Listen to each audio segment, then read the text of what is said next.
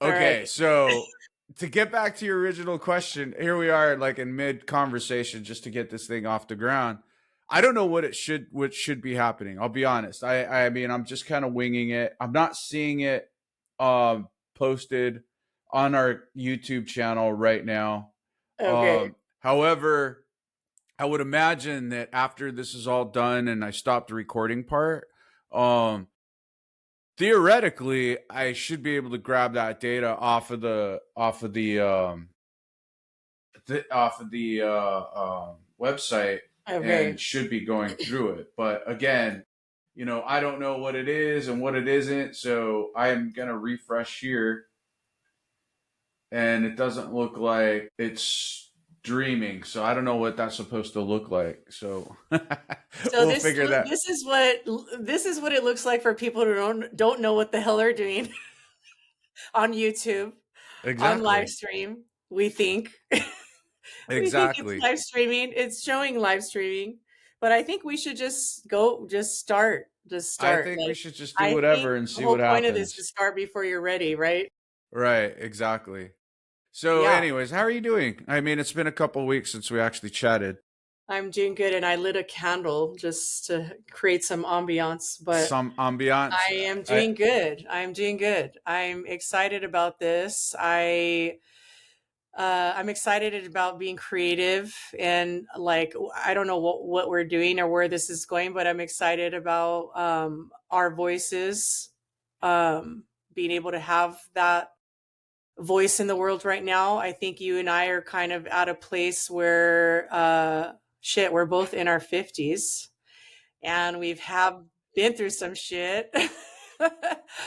We've been through some shit and now we just kind of want to I'm excited about like yeah, sharing some of that. Yeah, absolutely. I mean, I think I'm right there. I mean, that was the whole purpose of writing the book, right? It was just mostly to get shit off my chest, try to cleanse myself of some of the baggage that I was. It's kind of like the metaphor that I used in the book. I had to clean out and sort my garage out and make sure that I had room to park a car in it, so to speak. And when you at least in my experience, it's like when you have way too much going on and there's way too much clutter that distracts you from just life in general, or the way life, and I don't mean should be lived, but the way life, because every journey is different for every individual. But when I'm feeling a lot of dissatisfaction in my life and I have to turn around and take a look at what's going on in my life, and being able to clear the way so that I can allow new things to come in instead of constantly being worried about old things. It's kind of like that old saying. It's like, and I think again, every time we talk about a cliche, it almost seems like that we only get like bits and pieces. But you heard the cliche. Once a door closes, another one will open, right? And I feel like it's like, well, you got to make some effort, put some effort into it. You can't just leave, wedge a door open and expect things to open. You have to be intentional about closing doors and cutting out the fat and making better moves for yourself. So, getting into everything's all wacky over here. I It's like like, that. Cutting out the fat. I'm yeah, on the cutting out the fat part. right. Yeah, I like that. I really do. Um I don't think a lot of people really like pay attention to the energetics of what we're holding on to. Like like change involves releasing and letting go, right? Like I'm in this process right now, right? Like literally in real time lately of like letting go and shedding. It's like, well, this year's the year of the snake. So 2025 is the year of the snake. Everybody's shedding shit. We're releasing. We're sort of in a death cycle where we're like doing exactly that, like what the snake does, like shedding its skin to create space for new energy. But you can't create something new if you're holding on to something old, right? So, Right. and I think we're so afraid of that process. Like we're so afraid of death and of letting go. And but that's like the most natural process that any you we go through in this life. Like it happens in nature, like trees shed their leaves in winter and fall. The tree, like the leaves are gone. It composts in the soil. It gets ready for new growth. And it's like, why do we fight that same process? It's like futile, I think. Well, I think it's kind of like this whole idea. I mean, in my personal opinion, again, I'm not a guru or anything like that, but in my personal opinion, I think the idea of death, because it's so permanent, for lack of a better word, it's like we don't really talk about it. We skirt around it, because of the fear that's involved. And I don't know if it was one of our conversations. Maybe I may have mentioned it, but do you remember the conversation that I had with you after I got in my accident, um, my cycling accident, and Hmm. how I was unconscious? Hmm. And I mean, and then when I would come into consciousness, I'd feel pain, and then all of a sudden my body would go back into shock, and I'd go into unconsciousness. And Hmm. I think that was probably the closest that I'd ever experienced what death may be like. Just because when I was unconscious, I couldn't think.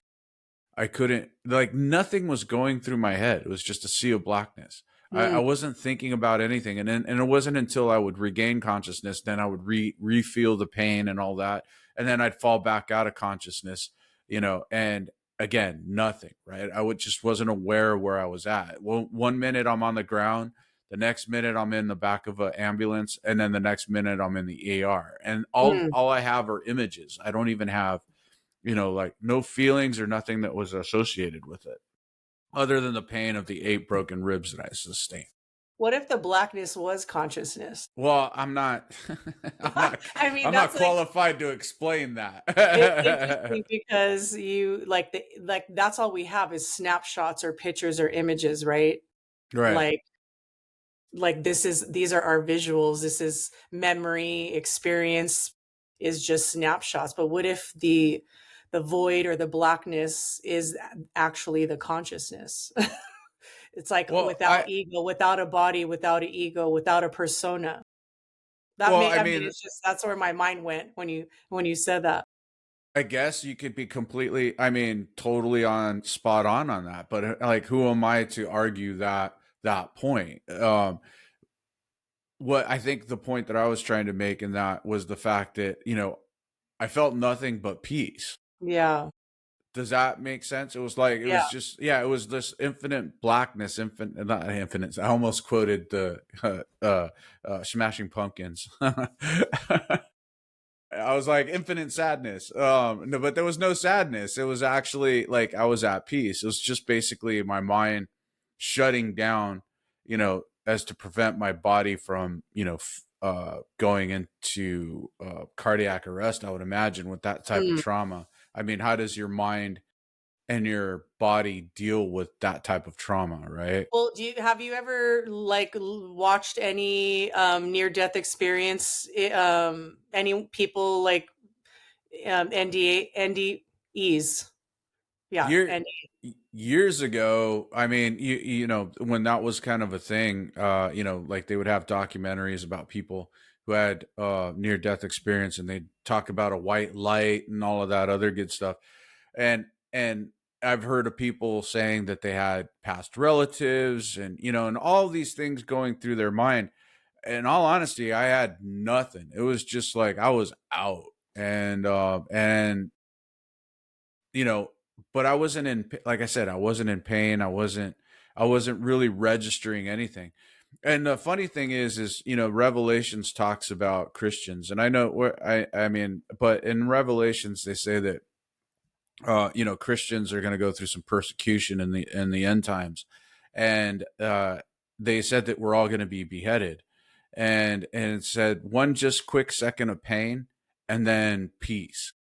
And that's kind of how I associate my accident with. It was like I was in such pain, and then all of a sudden it was just peace, mm, yeah, right? So that's kind of, I mean, that's the only frame of reference that I have as far as like what the afterlife would be, right? Would be yeah. the book of Revelations. So Yeah. And of course, I misquoted the shit out of it. So all the Bible thumpers that are going to be listening to this will be like, "You misquoted it." Yeah, we're not here to be correct, and we're not here to quote. I mean, this is just us having conversations, right? There's no Right.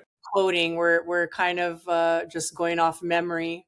But that's interesting. I had a near death experience when I was a kid because I almost drowned at 5 years old, but I didn't. My mom found me floating in a pool, but I didn't That's have any scary. recollection after. I did have recollection of being on my tricycle. Somehow I got over a gated fence.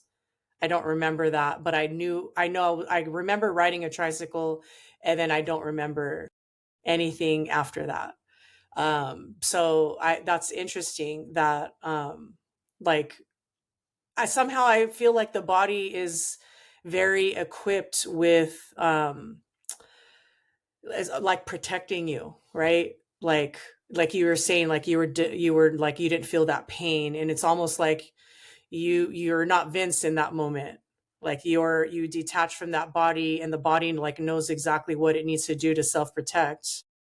And then it's the instant, because you hear this with people that have near death experiences where they're sort of out of their body, and some people will see their entire experience, like they'll see their own body, they're detached from it, and then like they can see things going on, they can, like after they come out, they share all of that, right? Like little things that they would have never known had they not been detached from their body witnessing it.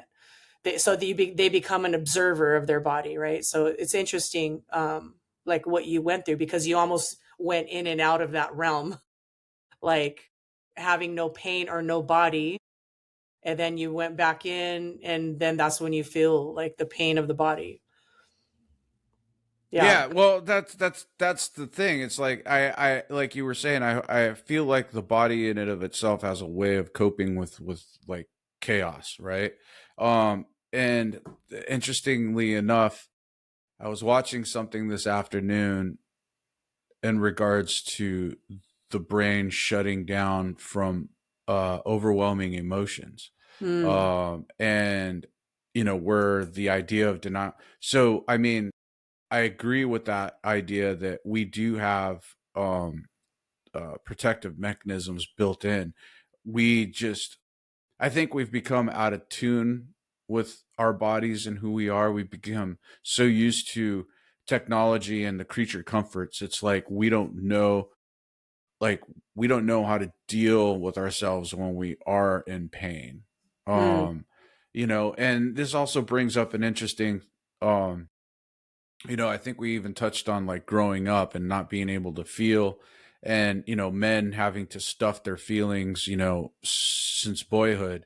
um it's just like we we chose to stuff our feelings instead of being able to or at least society put us in a position where we had to stuff our feelings instead of feeling with them and dealing with them.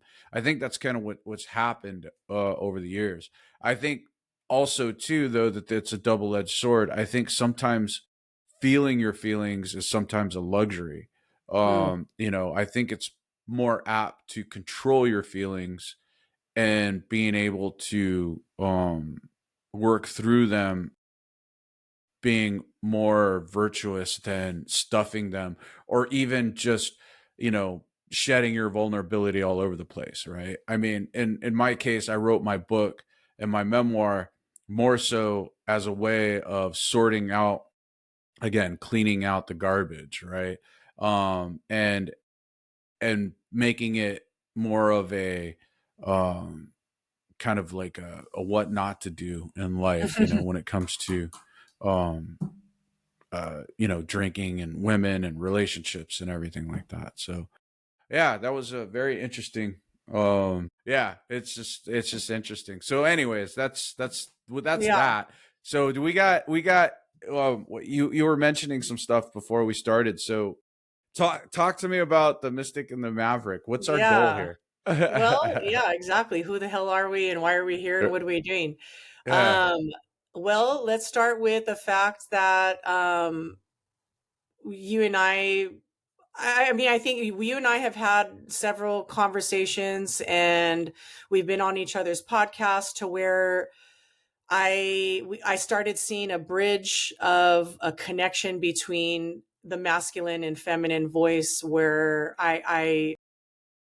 you know, I think you and I live in have two different experiences, right? Like we maybe we grew up in the same Italian cultural dynamic, but different. You being a male, right, you had a totally different route, I had a different route for how I got here. And I think it's really cool to like a lot of the stuff that we went through, like there's a lot of similarities. And I think there's a cool bridge there. I think what's needed, and what I saw that was needed right now during these times that we're in, is for the masculine and feminine to get back to being in union and partnership and learning how to speak each other's language. I think there's a lot of division, and you and I have talked about this. There's just a lot of division, period, going on right now. But I think Yeah. a big part of that is just being able to have conversations where we could start understanding each other, right? We could start feeling safe. Like, for I'll speak for myself as a woman, not growing up feeling safe with the masculine, not feeling protected, not feeling safe. And so, because of that, feeling very guarded and shut down, and like, you know, having to like kind of crawl inside a shell. And now, and I'm not the only one that feels like that. There's so like literally, and I coach women, I coach men in relationship, but this is like the one of the single most important things that come up with women is not feeling safe with men. And I mean, this goes back to the, you know, father relationship, right? The father wound. I grew up with, you know, two brothers as well. And we just grew up in a different time where um, we just, women didn't feel safe. But I think we have to come back to the table and learn how to bridge that gap and communicate, and for us to be heard. And I think a lot of the times we are saying the same thing, but we're just using like different language. And I think stories and personal experience, um, people can see themselves in that, right? In our experience and our stories and what we've went through. And I think we need to be brave enough to have these conversations that matter. Like, these are the conversations that matter, and people don't want to have like real conversations. And so I think that's why you and I are here, is because we're like, we don't know where this is going, but we're willing to show up vulnerable and honest and raw and messy. And there is no perfection in this, because we're here from our heart. And so it doesn't, we're not here to be perfect or quote anything or whatever. But I think it's important for us to like share a little bit about ourselves, like who are we, how did we get here, and like what are some of the conversations that we want to be having on here. And you know, hopefully build this platform to where we can start having conversations that other people want to have or want us to have, and like touch on those topics. Well, I think you've got a great idea. Otherwise, I probably wouldn't have made the effort to try to get this up and off the ground. So I think it's really important that, yeah, we do try to understand both sides. Um, However, my concern in regards to like moving forward, and it's like I don't want it to be, or I don't want it to end up being a, you know, he said, she said, you know, guys against girls. I No. mean, I'm just kind of wondering like how, I mean, I consider myself to be fairly open minded, and I can listen to the other side, and I can in future episodes we could talk about how much I've tried to understand the opposite species called females. Um the opposite sex, you know, and ultimately, you know, what I've my conclusions that I've come up to really have a lot to do not so much with the other sex, but more so like with me, and getting an understanding of where I fall into place. And I think what really kind of, I kind of precursor, or the tone that I kind of want to set. And of course, you can let me know. The thing is like, there's a cliche that I've been kind of like riding its coattails for a little while, if that makes any sense. But I've been really kind of like trying to understand what that means, or what it means. And basically, it says it's like, if people aren't vibing with you, change the people, not your vibe. I think we may have mentioned it, and I think that that's been a big part of like the issues that I had in regards to growing up. Was like, I was always trying to fit a, I think we even mentioned this in the other thing. It was like trying to fit a square peg into a round hole. And it just never vibed. And I just, even, in our earlier years, we don't have a choice, right, of the people that, because they kind of stick us into a group of a bunch of adolescents who are just, uh, out of their fucking minds. I mean, teenagers are just nuts. um you know and then trying to put them all together and trying to control them, and nobody's needs are getting met, right? Girls' needs aren't getting met in regards to education and socializing. Men's needs aren't getting met in regards to education and socializing. I mean, they offer team sports. I don't even know if they do team sports anymore in high school. I mean, it's like, I think there's a couple of high school football games that but you know what I'm saying? Yeah. It's like they throw in these, hormonal people into same, and then they expect something to come out of it. How the fuck we survived it, I have no idea. How they're Somehow surviving we it do. today, I have no idea, right? I mean, but we just do. We adapt, we improvise, and we overcome.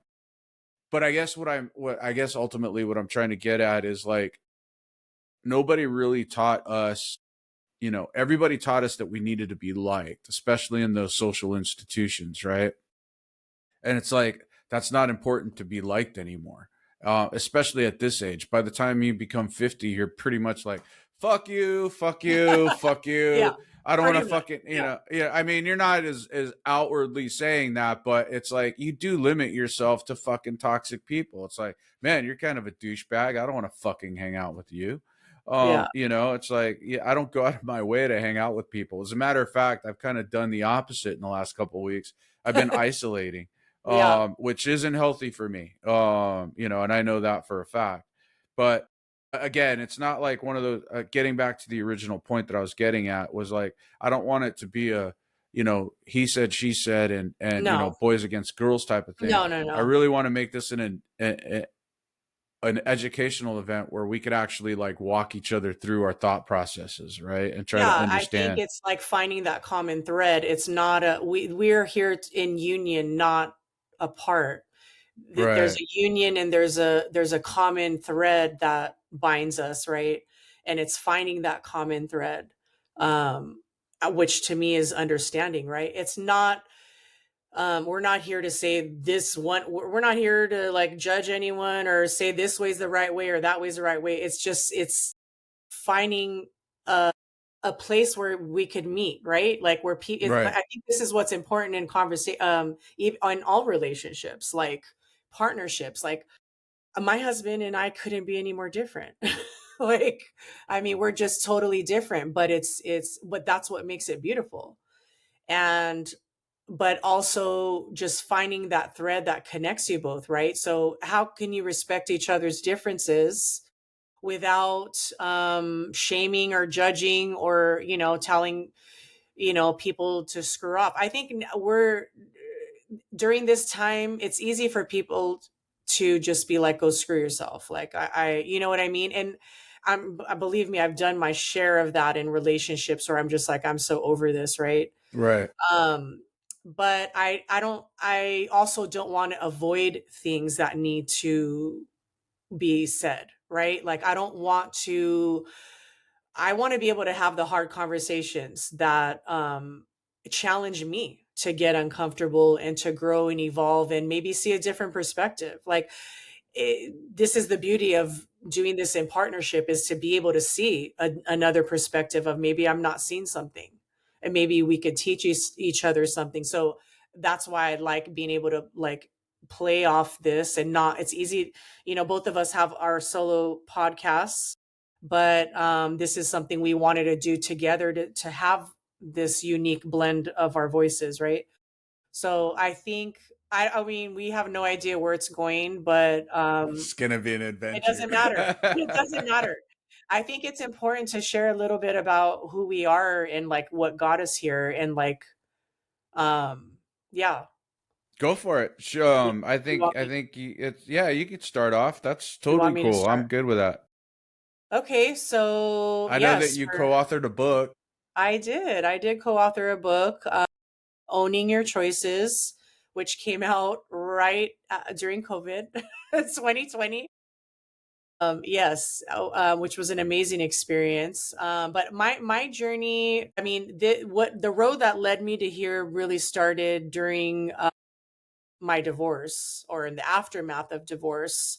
In an Italian family, in a high conflict divorce, in which it was in 2012, and you know what led me to that place, or a very unconscious marriage, an unconscious checklist relationship where, you know, you talked about it earlier, like wanting to be liked, right? And that was literally my childhood.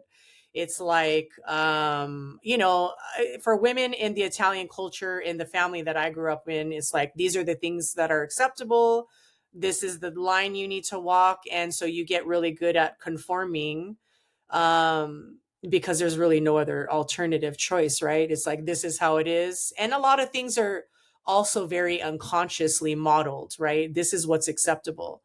And so I ended up marrying my husband, my ex-husband, and I, we were together since we were teenagers, 16 and 17. You know, fast forward, we got married at 20 and 21. We were together for almost 15 years. We have two children together. And so, you know, we had all the things, like we had the whole freaking checklist, right? And it was not until I got to my mid 30s where I was just like, okay, like shit, like we have all these things.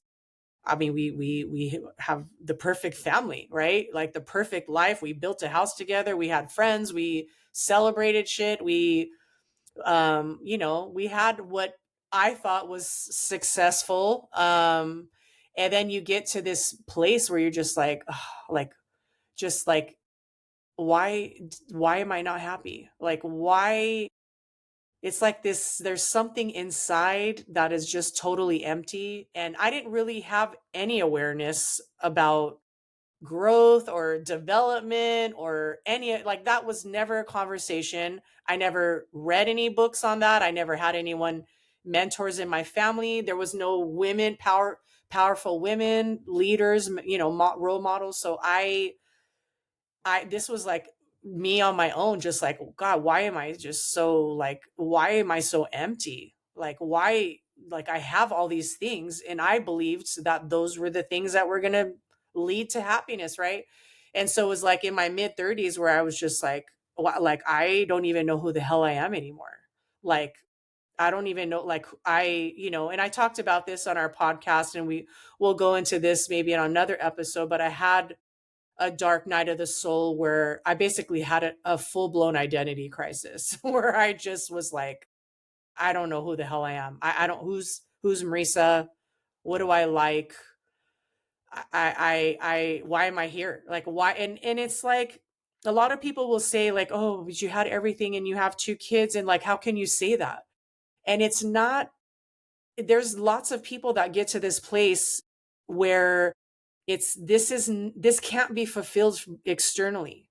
Like this process of fulfillment and joy is an internal process. It can't come from your partner, your kids. This has to come from within you, right? But when you designed and lived a life so far outside yourself, at some point you're going to be so far outside that you're going to be floating through life, just totally disconnected and detached, like a ghost, right? And that's literally what I felt like I became. So it was on that dark night, and this was at the tail end of my marriage. It was already going south. I was already trying to find ways to get out. um and mind you, I was not vocal about it. I didn't tell anybody. I mean, no, like not even my best friends that were like sisters to me, because you don't talk shit about your husband. You shut the hell up, you pretend. And I got really good at that. I got really good at self betrayal. And so it was when I had that dark night where I was just like, I can't do this. Like, I'm dying inside. And that's, the next day I had a divine experience in my closet where I realized, like, I'm not alone and I'm guided. And um, it removed all the guilt and the shame that I had been carrying for this relationship and wanting out as a woman in this culture. You don't do that. Like, it is, you just don't do that. And so I knew that I had to make a decision. And it was one that I kind of already knew was coming, but it's really hard to pull a trigger when you have two children and you built an entire life together, and like, it's all on quicksand. And it was just about to crumble. And it was just like, at that point, I just didn't care anymore. Like, I just, it's not that I didn't care. Like, I didn't feel like I had any other alternative other than to be honest with myself and say, like, I can't do this anymore. And I had to be honest with him as well, as hard as hell as that was, because I knew what was on the path after. Like, I knew that that path would be walking through fire. And so I did. I ultimately asked for a divorce, and it was a complete and utter shit show. It was like, my whole family turned their back on me. I mean, his family turned their back on me. Like, everyone thought I lost my shit.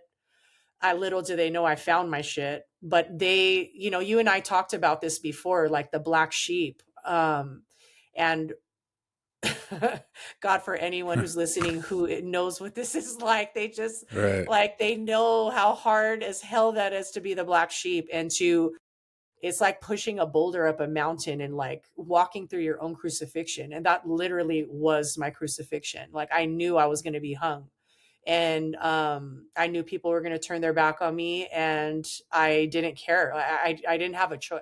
You get to a point where you don't have a choice. Like, you just have to trust that, have that faith, and know that spirit's got your back. And I knew I was guided, because, especially because of that divine experience in my closet. I was like, shit, I'm not alone.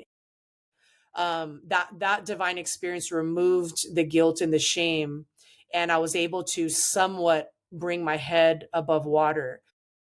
That road after that, that was 2012, and that was like the opening door to, like, that persona that I created. She had to go, and she was buried, literally buried. I wouldn't even recognize that person anymore. Like, I've walked so far outside of her, and not to say that there wasn't beauty in who she was, but I set the path of really learning who I was, and really, like, self discovery, like discovering who I was. So fast forward, I started reading books, I started finding mentors, I started coaching, I was counseling at the tail end of that.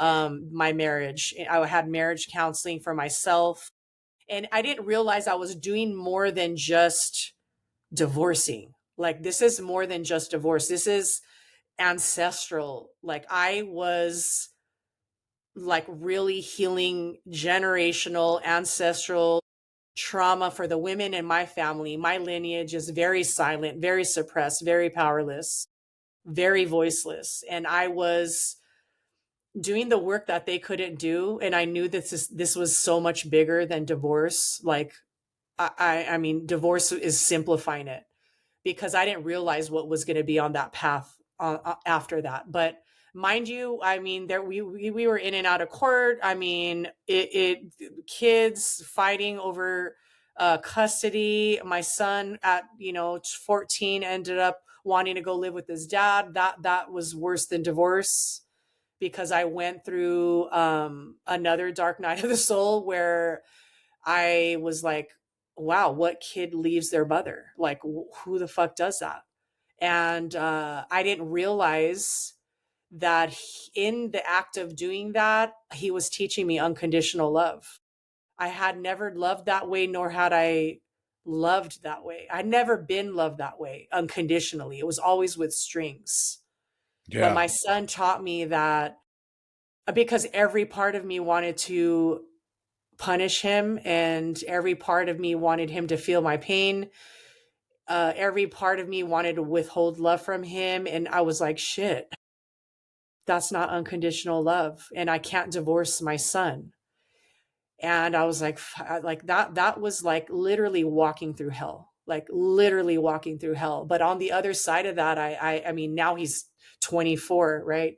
And we've had these conversations where I was like, you taught me that love is loving someone even in spite of feeling betrayed, abandoned, and neglected by somebody. Like that, can you love that way? Can you love then?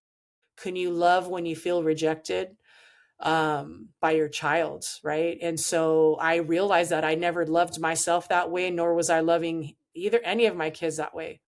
And so as hard as that was, like I had to set him free and like really rediscover self-love.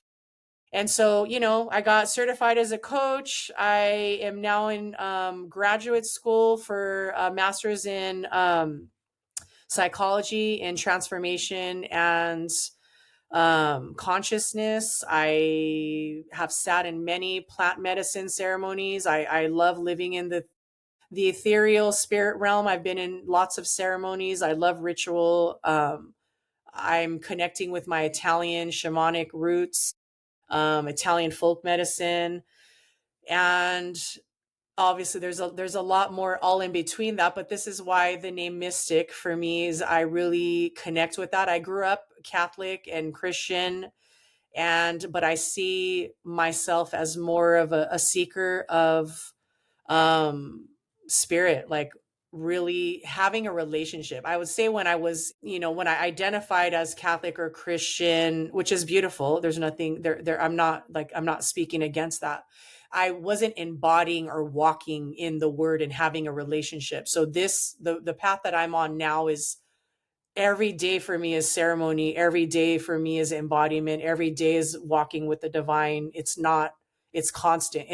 It's a relationship that I have with myself within, like, and so I invite that all the time. And so I really am excited about bringing that voice into this platform, into our conversations. Wow, that's a lot. That's a lot. I know. I feel like I just ran a marathon. It's a lot, Yeah. and that's just kind of skimming the surface. But I mean, Right. we That's want to just and show that's just the who tip we of the are. iceberg. Exactly. Well, I mean, if we're gonna go way back when, We got to go back. yeah, so my experience is completely. I mean, obviously, we grew up in similar backgrounds. So let's. I mean, since I talked about junior high and high school, we'll go back to there. So my growings up was really rough. My dad was a heavy-handed alcoholic, and he treated a lot of the people in his life like dog shit, especially the ones that were supposed to be there at the end. Again, I'm not passing judgment. I'm just saying that this was the reality that I had to deal with growing up. For me, I think in a young adulthood, I had to get out. I needed to escape, and so the first thing I did was I joined the United States Army Reserve right out of high school, and my intent was to get into the Army and probably get into a career. I wanted to be a helicopter pilot, and so when I joined, I actually went in as a mechanic. And even though I had scored extremely high on the ASVAB test, there was a couple prerequisites that I needed to get into, which is the warrant officer course. Was I was supposed to get 2 years in college. So in the meantime, I took a job as a mechanic and learning basically the ins and outs of the machine while I was going to go to junior college, right, and get my 2 year degree. However, once I actually got out of advanced individual training, I fell right back into the trap that I'd fell into my junior and senior year in high school, and that was like drinking beer and chasing chicks. Hmm. And as a result, within a 2 year period, I mean, even shorter, maybe even 18-month period, I ended up getting myself 2 DUIs. And so any shot of going to flight school at that point in time was just, there was no way. The first one, the military always has waivers for everything. So I could have probably wavered the first one. It was like I was young, I was in college, whatever, blah, blah, blah. But the second one, there was no way. And so by the time it came to re up, I didn't. I went into the inactive ready reserve and I just let my time, die out. During that time, it was interesting because while I was partying my ass off and doing all that good stuff, Desert Storm was a thing. And one of the interesting things that I have in regards to Desert Storm was that the war ended 4 hours before our orders were cut to get deployed to Camp Roberts. So I never got to get deployed or never. And then again, by the time everything had transpired, I pretty much pissed away my career in the military. So I had to take I had to take a different route, and I ended up going to college. I went to one of those tech schools that you see in the commercials for, and took advantage of my GI Bill, and I got my associate's degree at the time in electronics, and I got a couple of jobs. And again, I really had no purpose. It was just kind of checking the boxes as I was going along and trying to um, not screw up too badly. However, again, I started to develop an affinity for women and beer, and little did I know where that course was going to go. But um, in and out of different relationships, in and out of different jobs, especially in my 20s, I didn't never really kind of found a place to settle into until I got into computers. And this was probably late 20s, early 30s by this time, where, like, from a career perspective, it was like I kind of found my identity. I became a computer guy, partying and chasing chicks and the crazy thing about that time, like, in IT, like, you could literally write your own paycheck, and I did really well, in spite of myself. And I was able to do quite a bit for the 12, almost 13 years that I was self-employed. And in that time, obviously, there were different relationships and different girls, and I didn't get myself into legal problems. So that was one of those things that I think I over I kind of overwrote. But getting back to the life story aspect of it, after my DUIs, I ended up doing about 5 years in Alcoholics Anonymous because of my affinity for beer. And so while I was in Alcoholics Anonymous, I had abstained from alcohol and things got better. I ended up getting my bachelor's degree, and then, eventually my finding my career in the IT industry, and then starting my own business. One of the biggest things that it taught me was responsibility. However, we talked about this during the podcast, is like I kind of overshot the responsibility thing. So everything that happened in my life, regardless if I was in control of it or not, I took responsibility for it. I was the fuck up. I would tell people, like, for example, this is how, like, I would I would invite a buddy of mine to go drink, and this is like after I'd returned home from a flight or something. Like, I was out a week or something, out of town for a week working, and then I'd come into town and I'd be blown up as fun. It's like, hey, let's go to blah blah blah place, the city industry, and let's go get shit faced, and it's like I don't have any money. He's giving me every excuse. Oh, my girlfriend is this, and I'm like, don't worry about the money. I'll buy the drinks, right?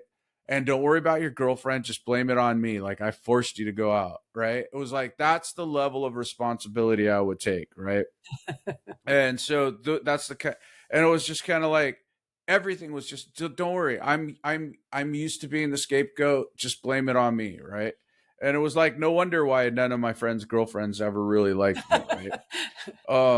So because they took, it's not like I put a gun to their heads or anything, but that's kind of what it was. In my early 30s, I started to pull my head out of my ass, somewhat. Um, and I was really working on developing my business, and at about that same time I ended up getting a teaching credential, and I started teaching at a local high school for a couple 3 years. And then after that I ended up getting married, and I had a lot of reservations about getting married. However, it was the trophy wife situation. She was a flight attendant. We could go pretty much anywhere on a dime. Like we could go to New York, we could go to, Chicago. I mean, literally, like, I mean, I remember one time we went to Chicago to go see God, what was his name? Pitbull. Yeah, Mhm. yeah. It was and so it was a good show, but it was literally a last minute thing. It's like we went to Chicago and we went to go see a Pitbull. I mean, that's how like into the not the party lifestyle, but into the rock star lifestyle. I don't know else to describe it, but in the like into the the like, oh fuck it, let's just do, like we had that kind of Yeah. convenience, Yeah, right? It was carefree. like Yeah. I'm at a loss for words right now, so I can't really but it was like, so I kind of fell in love with that idea. And when we talked about marriage and having kids and all that other stuff, I was like, sure, I mean, let's just do it. Why not? It's like check a box. It's like this is what life is all about, experiences, right? um I was definitely of the mind that's like, if this doesn't work out, though, it's like that's it, I'm not getting married, I'm not doing anything. But right out of the gate, like in hindsight, looking at that, it was like that was the wrong way to look at it, right? It's like, but I mean, and not even to my defense, I was more so when I was going to get married. um it was more so like, um I'm trying to find the right words. It escaped me because I'm getting old and I can't remember shit anymore. Uh, 50. when I was yeah when I was getting married, like when that whole process of getting married, it wasn't like to do anything other than check a box. And I came into it with all of the wrong ideas because I didn't look to invest. And this is what happens in a lot of what app and this is what I wrote about in the book. Pretty much every relationship that I got into was for the wrong fucking reasons. And so when I got into this marriage, it was again for the wrong fucking reasons, right? And we can elaborate on that when we talk about, in future shows, why the divorce rate is 52%, and and all of that other shit. But again, it was just so I could check the box. A few short years later, it was like maybe a couple weeks before our fifth anniversary, the divorce was finalized, and that episode was over with. Um, our divorce wasn't as dramatic as everything was. Basically, I just gave her a lump sum payout. Here you go. I took a loan out of the house, and basically sent her on her happy way. It was funny because I did pray to God a few weeks before it was decided that we were going to get a divorce. I'd asked, what do you think? Do we need to get a divorce? And I won't. And so I kind of left the question open ended, right? And 2 weeks later, she ends up calling me. Not calling me. We ended up. I was pissed off about something. I was yelling or whatever. Fuck, who knows? And she ended up saying that she wanted a divorce, and I said, "Don't let the door hit you in the ass on the way out. Don't let the door hit you where the good Lord split you. Go down. Uh, and so again, it wasn't really too crazy. It didn't get really super dramatic until, believe it or not, my dog Ollie. Mm. And uh, again, she decided that she was going to move back to San Diego. All the while, I was under the impression that she was going to stay in Sacramento and live with her folks until she could find a place to live. But she ended up moving back to San Diego. And then she ended up giving my dog Ollie to her parents. And so, believe it or not, I spent quite a bit of money in a child custody battle, which was really fucking funny I because remember reading that in the book. Yeah. yeah, it was really interesting because at about the same time, a buddy of mine that I was working with at the time, I had left my business and gotten a regular job in public service. But I was talking to a buddy of mine, and he was going through a divorce at around the same time, and it was like play by play.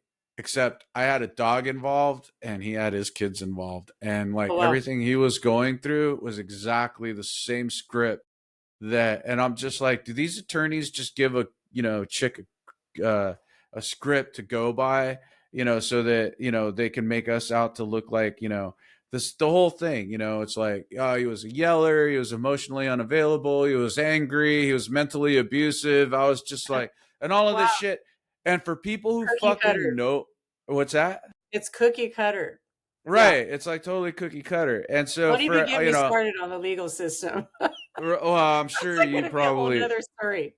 Yeah, we're gonna have to talk about that one Oh my for God. sure. A shit Your show. experience is way more traumatic than mine, and my buddies ended up being way dragged out longer. So I can't. I mean, I went through the ringer, with a couple of court visits and whatnot, and for a dog for that matter, I can't imagine what it's like. We're kids and all of that, and again, so by most standards, my divorce was pretty pretty. I kind of got away easy with that one. Yeah, that I think sounds it, like pretty clean. yeah, pretty clean. Pretty clean I, considering, yeah.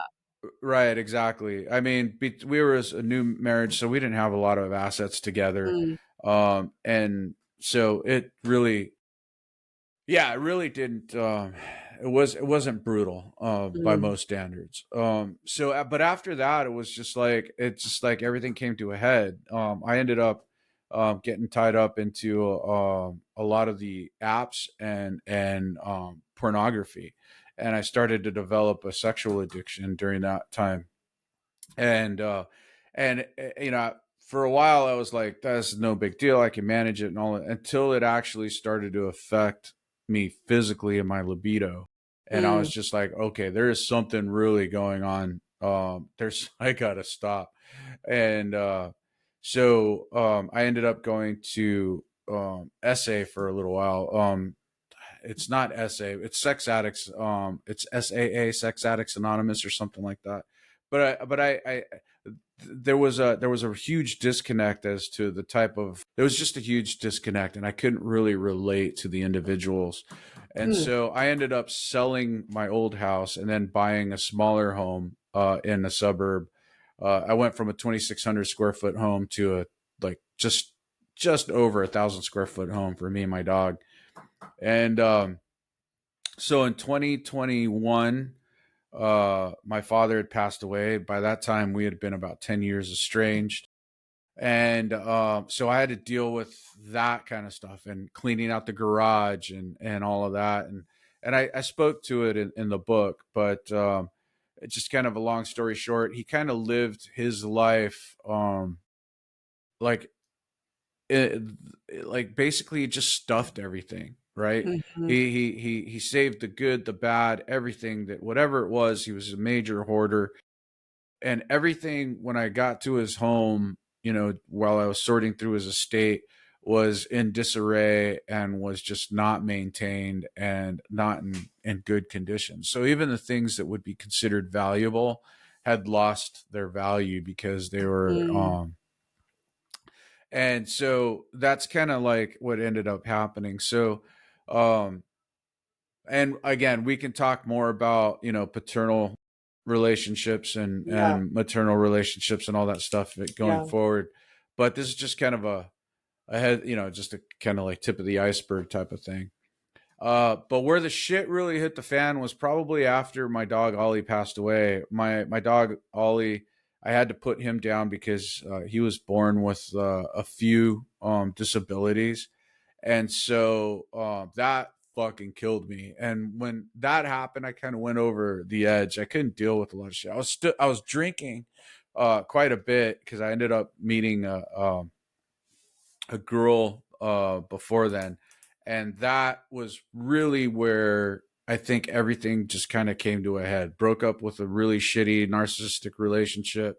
My dad, whom I didn't have a real healthy relationship with, and then my dog dying, and then I just kind Mm. of fell off a Yeah. cliff. And so I saw it. I was during this period. I was talking to a psychiatrist, and things weren't panning out, and we're just kind of getting over, and things weren't getting resolved, and we rehashing the old familial tropes about what was it like when you were growing up, what was the relationship with your mother, and I'm just like, yeah, this is bullshit. I'm like, I fucking went through all of this shit, because my entire life I've been in and out of recovery or some sort of anger management or psychology or something, right? Just to Yeah. try to figure out where the fuck is my life going.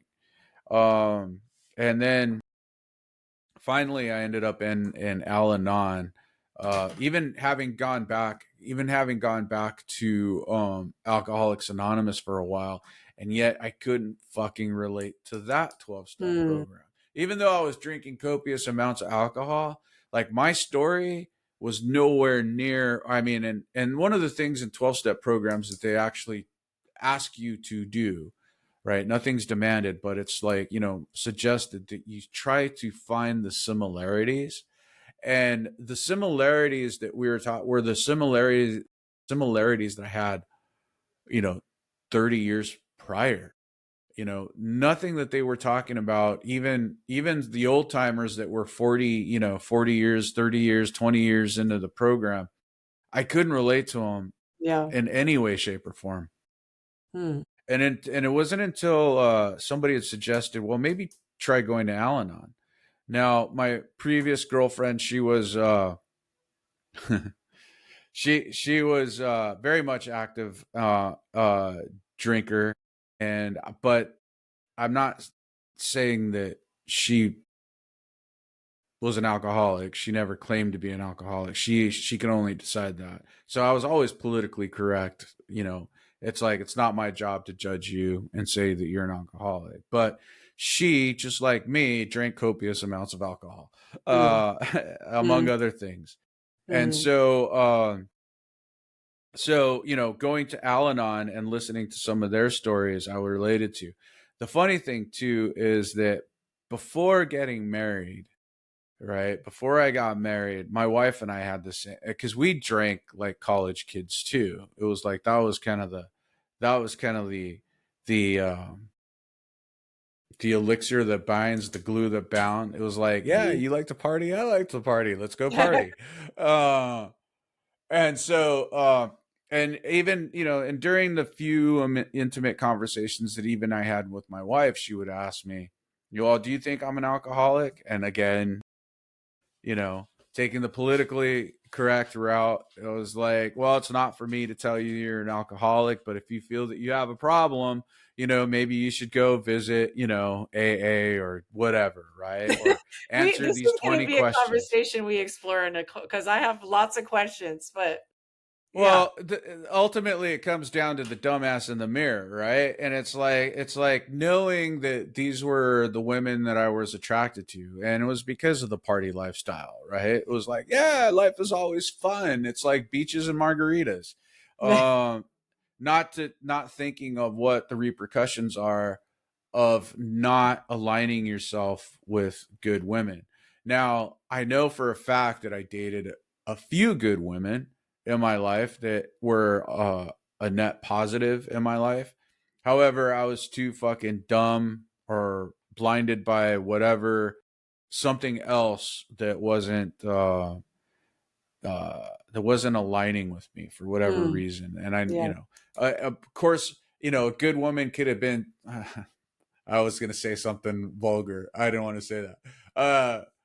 At least not in the first show. But The audience needs to be ready for the Vinces right, and exactly. So, but this it's is where been built up too much. the Maverick But comes. right, but a good woman could have been sitting in my lap, so to speak, and I Yeah. wouldn't have known it, right? Just Yeah. because Yeah. I didn't know what to look for. Yeah. Uh, so fast forward, I got into Al-Anon, and the one of the meetings in Al-Anon, one of the speakers, and we're going to be talking about a lot about affection, affirmation, and attention. But those were the three words that he had said in regards. And when he had said that in the context of his story, um, I completely related, and I was like, that's when I knew it's like I needed to go into Al-Anon. Yeah, the light bulb went off. And yeah, light bulb went off. Exactly. And so now I didn't mention ACA, Adult Children of Alcoholics, but that's another 12-step program. So, But just for people that don't know any of this, like right. what is the different, like separate the alcohol, because people don't know what's Alcoholics Anonymous versus Al-Anon versus you're saying adult children of alcohol. Those are for the kids, right? Of parents. Yeah, alcohol. Okay, so Alcoholics Anonymous is obviously for the alcoholic, right? It's a 12. It's a program based on the 12 steps. It was created and designed. There, it goes a little further, but I'm just going to start with Bill W. and Dr. Bob. There's two guys who were also alcoholics who decided that they were going to create an organization to help other alcoholics, right? And so, and over the years, they developed 12 steps. They got 12 traditions, they have 12 concepts and principles that we live by. And that's the big book of Alcoholics Anonymous. Now, the big book of Alcoholics Anonymous is also affectionately known as the Bible for Dummies, right? Because a lot of the principles within the 12 steps of Alcoholics Anonymous are based on spirituality. But there's also a lot of psychology that's in there as well, right? So that's Alcoholics Anonymous. So And people people at Alcoholics Anonymous, they don't drink, they don't partake in any drinking, or they don't partake in any drinking. They completely abstain from alcohol and or any mood altering substances. And okay, and now even though smoking is allowed, but smoking is technically a mood or mind altering chemical, right? okay. Because it is a stimulant. But theoretically, right? It's like no mood or mind altering chemicals. That also includes drugs. Now, And other Al-Anon, programs, no, Al-Anon, there are people that partake in drinking. yeah, yeah, and well, Al-Anon is the normie side, and I'll get into that here in just a second. But yeah, so Al-Anon was actually developed and a spin-off of Alcoholics Anonymous because what they found was the wives. Now, Bill W.'s wife was Lois, if I remember correctly. She was the founder of Al-Anon. So what would end up happening is that Bill and Dr. Bob would meet up at their house or whatever, and these men would come over and they'd have this little like table, round table, talking about their issues and their problems and so on and so forth. Because alcoholism was primarily during that time was associated more with men. And so Lois and would sit at the kitchen table with the ladies, and shooting the shit and all of that other good stuff in regards to like, well, it's like, well, they got something to talk about and they got something that they got to, that they can work through their issues with. It's like maybe we need something to put, to work through our issues with. And so, what they did is with a few minor changes, they adopted the principles of Alcoholics Anonymous, the 12 steps, 12 traditions, and the concepts. And they also developed Al Anon. Now, Al Anon is basically the dry side of the bottle, right? So you have the alcoholic who lives inside the bottle, right? You have the Al Anon who's on the outside of the bottle, right? Now, that those people that are on the outside, as if you actually work through the 12 steps, and I've been lucky enough to work through the 12 steps in all three programs, so seeing it from the alcoholics perspective, the Al-Anon perspective, and we'll get into ACA here shortly, but the Al-Anon perspective, you start to find out that fuck, we're just like the alcoholic. Hmm. We don't use, but what we end up finding out is that the people are our addiction. meaning the alcoholic is the addiction, meaning Mm. the people that we need to fix become our addiction, So meaning in your dad's our context, codependency. you're saying your dad was your addiction? No, my ex-wife and my ex-girlfriend were my addiction. Okay. So but what how would that translate if your dad being Okay, so that's where adult children of alcoholics okay, so comes in, that's right? okay, That's a got it. that's a whole other program. You're like, holy shit, dude, Yeah, you're no, a my triple mind's crown trying to winner. piece this together. So Yeah. the So women adult children of alcoholics start to deal with now how I was introduced to adult children of I was seeing a psychiatrist at that time, and I had such rage issues when it came to the relationship that I had with my dad. He and I, at best, our relationship was tenuous, right? That's like at best. He and I never really saw eye to eye on anything, right? I mean, I know he tried, um, but we were just too separate in our thinking, and I describe a lot of that in the book. However, uh, I ended up getting introduced to ACA. I was dealing with like I went to anger management, not and I call it anger management, but it wasn't like a court ordered anger management. What ended up happening was prior to my ex-wife and I getting married, we had a split up because I blew a fucking gasket, and we were over the phone. So it wasn't even like a physical, but it was just like I was just in this fit of rage because of a circumstance that had transpired, and I wasn't getting any feedback. I was getting I was getting for lack of a better word, ignored, right? For an extended period of time. And of course my insecurities took over, and so I blew a gasket when I finally got it. And she's just like, yeah, whatever, we're breaking up. And I'm like, fuck, I don't blame you. But I ended up going to see it. I don't I went ended up going and seeing a shrink to deal with my anger issues, because I mean my anger issues didn't just come up in that situation. yeah. I used to throw grenades on even business relationships, right? Yeah, yeah, Yeah, yeah. I mean, I, anger's gonna come out irresponsibly when it's not dealt with, right? Like it's lashed out at usually the wrong people, but yeah. right, or there's no way of really focusing on it in a healthy way. We don't develop a healthy way, of it was just like usually it ended up anger. It was either you're lashing out, like cursing at somebody, or you're getting in a fucking blackout rage fight, right? It's like where you see red and you see nothing else.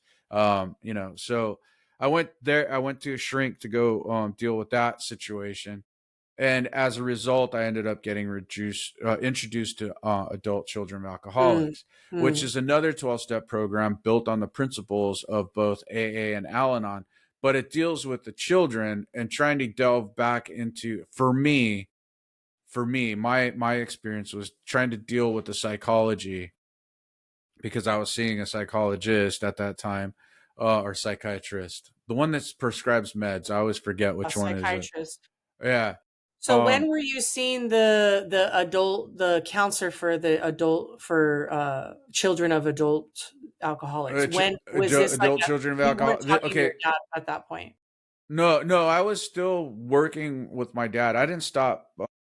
I didn't. My dad and I were estranged. Probably, let's see, he passed away in 21. So probably about 2011, 2012 is when I stopped talking Okay. to my dad. So it was around that time. Like I don't remember exact dates.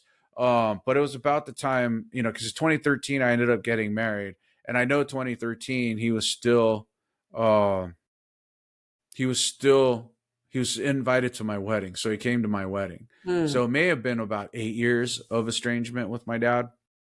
Because shortly after that, after I got married, that we were estranged, or that he and I stopped talking. yeah. But it was about 2010 when I went to the psychiatrist, and that's when I got introduced to ACA and went through the 12 steps there. And I've always said, and I'll share it in meetings and I'll share it here, that AA got me physically healthy, because it got me away from the addiction of alcohol. Now, that comes with a big caveat, that we could talk about, after I came to Al Anon. But that came. but that got me physically healthy. ACA got me psychologically healthy, and tried to gave me the ability to understand the psychological ramifications of what I'd been through, having been in an alcoholic family. Yeah. And then Al-Anon got me spiritually healthy and got me more Mm, connected to God. And so, and as a culmination of, the 30 years, that I started to realize that I have more than, and I think we as humans, and this would probably be a great fucking topic to talk about too, is just addictions and how addictions manifest themselves. yeah. Because it was really interesting to find that the Al-Anons, even though they didn't have an addiction to alcohol, the addiction to fix broken people Mm, what always comes up in similar stories, right? yeah. Was like Yeah. always being attracted to people who needed help, or who needed I mean, a lot, that whole dynamic of, the girl who falls in love with the tough guy, the bad boy, they get married, they have kids, and then all of a sudden she loses complete interest in him because of the fact that he's not a bad boy anymore. He's not, Mm, it's like you fixed him into a point where where where you don't even like him anymore. mm. You know what I'm Right? saying? Does that make I mean, sense? that's definitely a trauma response for sure because Right? people I was literally just talking to my husband earlier today of like most people need to work on their nervous system to be able to handle peace and calm because we're used to chaos. Right. Most of us, our nervous system is used to chaos, that's familiar, but we're not used to when the dust settles and everything's calm. We're like, shit, we're like What kind of shit hypervigilant, can I stir waiting. up now? Yeah, All like right. we're waiting for the other shoe to drop, like, Right. waiting for that to happen. And it's like that's what we're not used to. It's like, oh wow, things have been quiet. Like yeah, I can relate to that for sure. And then yeah, having a savior complex of needing to make sure you manage everybody else so that you can feel safe Right. in your body, but that comes again from a childhood trauma of needing to micromanage maybe a parent at home who was hostile or unstable or just emotionally, Or just not caretaking on an alcoholic parent, right? or alcoholism. Yeah, It's any like they would drink themselves into oblivion every night, and the 6-year-old child would tuck them in on the couch and put and have to prepare breakfast in the morning, for her siblings, or yeah. her younger siblings. You know what I'm saying? It's like, I mean, there's just all kinds of How is that uh not going to shape you? Like, right. of course it is. Of course like that a child has no awareness, no tools. You're just trying to figure out how to get through the day, maybe without getting your ass kicked or, now you become the adult, right? And then you're going to reenact that in your relationships. It Exactly. yeah, because we attract a partner that will help us heal that wound, right? So that's probably like, I mean, definitely I want to get into more of that in future episodes of, Oh, there's no and I did the doubt. I same mean, thing. I did I'm the same married. thing as well. It's like I became a user of women, just like my dad. My dad, I like his the way his need for something manifested in the women. He rode the coattails of the women in his life. I did the same thing, but differently. And so and then when I got to a point, and we could talk about this, and when we get to the relationships part of I mean, Mhm. because there's a lot to talk about. Again, it doesn't necessarily have to be um like she said, he said. It was like every single part of my journey, I had a role to play in it, and a big major role. And so it was never, it's not going to be. However, I'm willing to learn, and I'm willing to share like my experiences, because there's nobody that I know of, even today, on the uh, at least that I've come across, that actually talks about like how men should deal with their situations today, right? Because they're still running by the same old script, and it's changed, and nobody's like given us a clue on how to navigate it.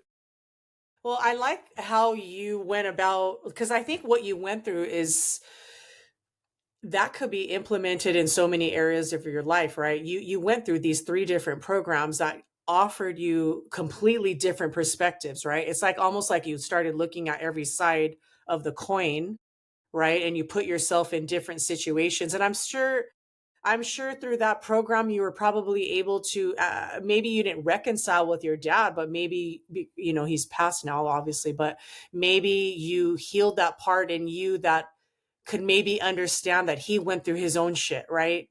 It's not that you're excusing shitty behavior, but it's that it's like you like get to a place where you find compassion for, okay, like they loved the way they were loved, and they can only give you what they were given. They can't give you something that they didn't have, which your dad, I'm not calling your dad out. I love your dad. Your dad, like I knew your daddy, everybody liked your dad. Everybody thought he was Well, a and I great write guy. about that in the book. Yeah, like I'm smart. I Like write about that in I the mean, book. yes, Yeah. of course we don't know your experience, All right. but on the outside, he was a great guy. He was a likable guy. But also nobody knows the shit that he went through, right? Like back then, I mean, there was so much Nobody talked about unconscious anything. behavior, right? And so so I think there's a difference between you were a victim, right? It's not that those things didn't happen to you, you were a victim, but also there's also that victim consciousness, which means if you were to stay stuck in that and not get help, right, and then perpetuate this behavior and lash out your anger irresponsibly, that would be you staying in victim consciousness. Well, You- that's exactly it. I mean, and I played on that victim consciousness for quite a long time. Uh, you know, all the way up until, I mean, even though I had embodied responsibility, well, yeah, I could pay my bills, and I can pay my rent, and and I can do whatever it is that I had to do as a responsible member of society. Um, I got Malcolm underneath the desk. Uh, he He's Yeah, I love these guys. These guys are crazy. But what I'm getting at is that that the it, I still wasn't living my life to the extent. What are you doing? He's all, I want attention. He's like moving my mic and his everything. nose is popping up. How cute! Is He it? wants the mic. Give He's me the like, he mic. wants to bark in the mic. Um, hopefully we'll have a little bit more professional, but I think this is No, we're awesome. keeping it sloppy. Yeah. But the whole responsibility thing, it was like, okay, so the first lesson was to be responsible, right? But responsibility isn't the answer, because everybody was always telling, well, you got to be responsible, you got to sacrifice, you got to do this, you got to do that. Well, I mean, yeah, I was responsible, but I still very much love the hedonistic lifestyle, where it's just like I wanted to do the things that I wanted to do, and now that I could afford to do the things that I wanted to do, but I didn't realize like what kind of a spiritual toll it was taking on me, right? And what type of a mental toll that it was taking on me. So there's a lot more to rectifying or reconciling with your growings up, right? I mean, it's like Yeah, we call it the family disease.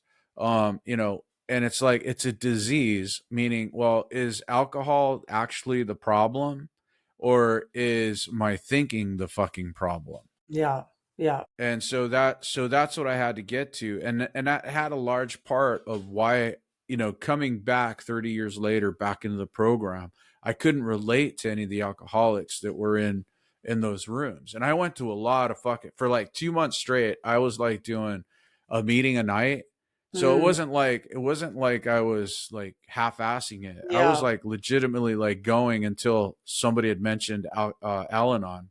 Mm, And so, I was hitting the circuit pretty hard, and I was like, I still couldn't do it, and I still couldn't relate, and I felt like if I had stopped drinking that, and I pretended, like, even to pretend that I wasn't being honest, because I'll be honest, fucking, when you have a nice bolognese, it's like Barbera or a nice cab fucking goes really nice with the fucking, plate of bolognese, right? And so, I couldn't be honest that I would never, ever, ever take a drink.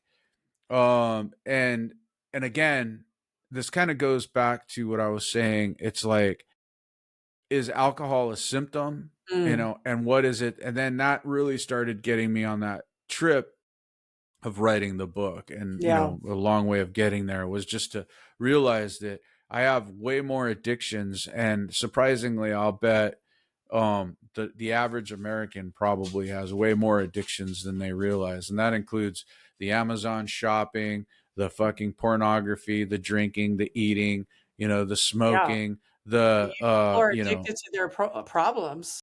these motherfucking things. Yeah. It's Yeah. like I stayed away from social media for quite some time until I wrote the book and I got in there, and I find myself, doom scrolling. It's like, and I got to make sure that I take a few hours to step away from that fucking thing.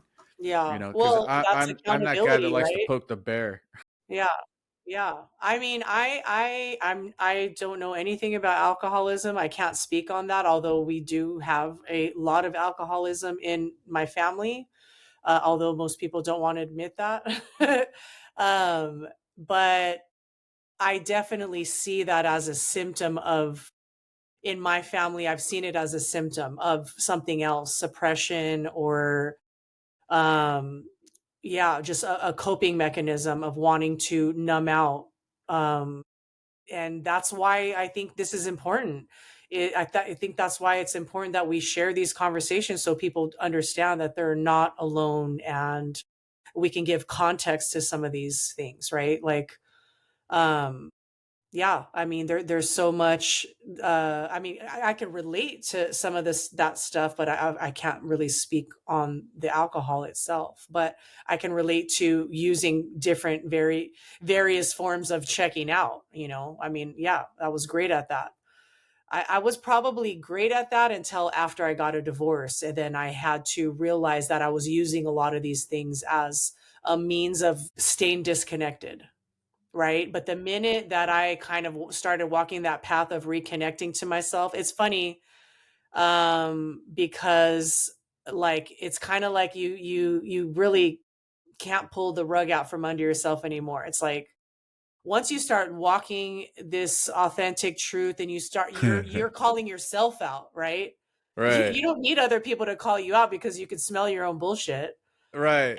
and Yeah. you're just like, okay, you know what you're doing because you've decided to walk this path of authenticity and connection, and you can't pretend anymore like that you're not doing that. And I could even speak to like coffee being an addiction for me, because if I Yeah. don't have coffee, I have a massive headache and I feel like shit, and then I'm just like, wow, coffee owns my ass.